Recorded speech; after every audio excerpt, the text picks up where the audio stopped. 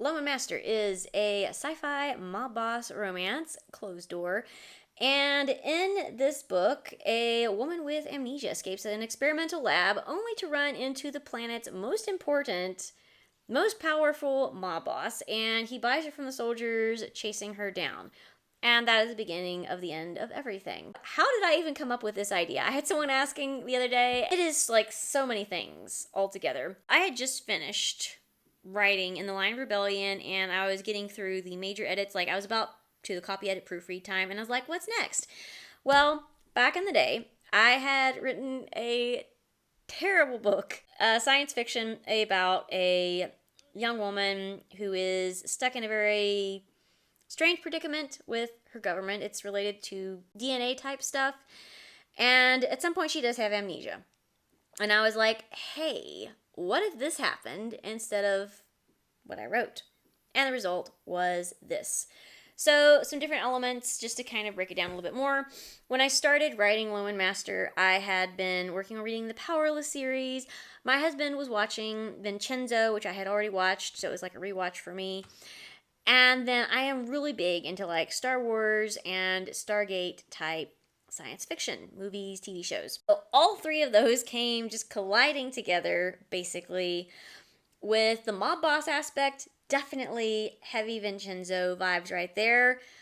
And as well, Daredevil for the mob boss vibes. I really wanted a mob boss type who would be dangerous, psychotic, a bit unhinged, but there had to be something there that the reader could grab onto so that they would not feel so bad about rooting for the bad guy. The MMC is not meant to be a good guy. The FMC is a little bit of everything. So on the one hand, I definitely do not want a helpless damsel in distress. Definitely wanted more of a type of Princess Leia, getting myself out of this vibe for sure. At the same time, though, she has amnesia and she has been through a lot. Like, you can't go through what she went through and not come out unscathed. And you will find she's definitely traumatized, she's definitely got problems, and she's definitely not perfect. But she's not going to need to give up. What about the sci-fi aspect of this? Like I said, very heavily inspired by Star Wars, Stargate type stuff.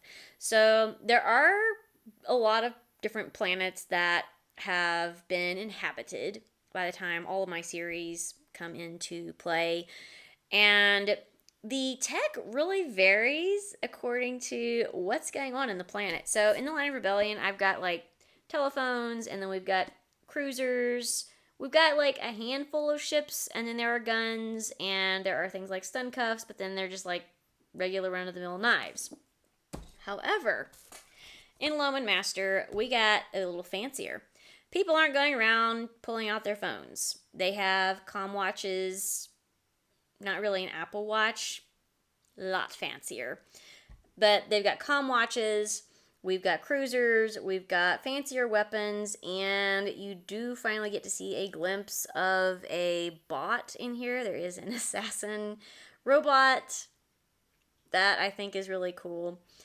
And then the tech for healing injuries is definitely a lot better than in here. It's a lot more raw, a lot more danger of passing away in this than in this one. That's just kind of a glimpse into what you could expect from Loman Master. If you want to give it a read, it is on Amazon KU as well as paperback.